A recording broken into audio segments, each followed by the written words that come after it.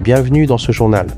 Haïti, l'ONU évoque des progrès, mais la menace des gangs demeure. Le secrétaire général de l'ONU, Antonio Guterres, estime que les forces de sécurité haïtiennes ont réalisé des avancées fragmentées et fragiles, tout en soulignant que les gangs continuent d'exercer une forte influence dans plusieurs régions du pays. Les Nations Unies rappellent également que la violence armée continue d'aggraver la crise humanitaire.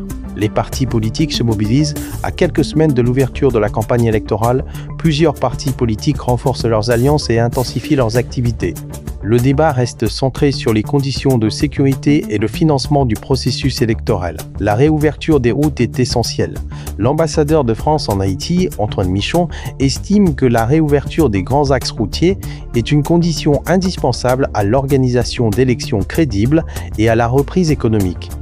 TPS, les inquiétudes persistent. Le débat sur le statut de protection temporaire TPS reste très suivi. Un élu américain a qualifié les conditions de vie en Haïti de catastrophiques, plaidant pour une prise en compte de cette réalité dans les décisions concernant les ressortissants haïtiens aux États-Unis. Justice, la Cour de cassation a officiellement clôturé l'année judiciaire 2025-2026. Les autorités judiciaires ont appelé à poursuivre les réformes destinées à renforcer l'état de droit. Éducation, le ministère de l'Éducation nationale prépare la rentrée scolaire 2026-2027 avec un accent sur la réforme des programmes et la modernisation des établissements scolaires.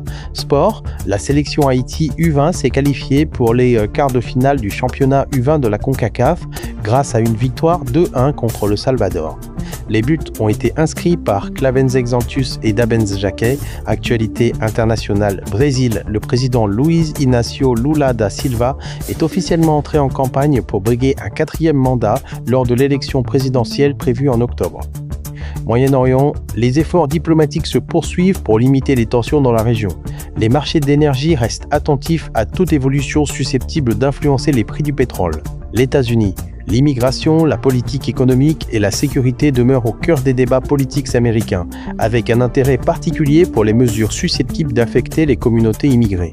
Le gouvernement poursuit des discussions avec ses partenaires afin de soutenir la reprise économique. Les milieux d'affaires continuent de souligner que l'amélioration durable de la sécurité demeure la principale condition au retour des investissements.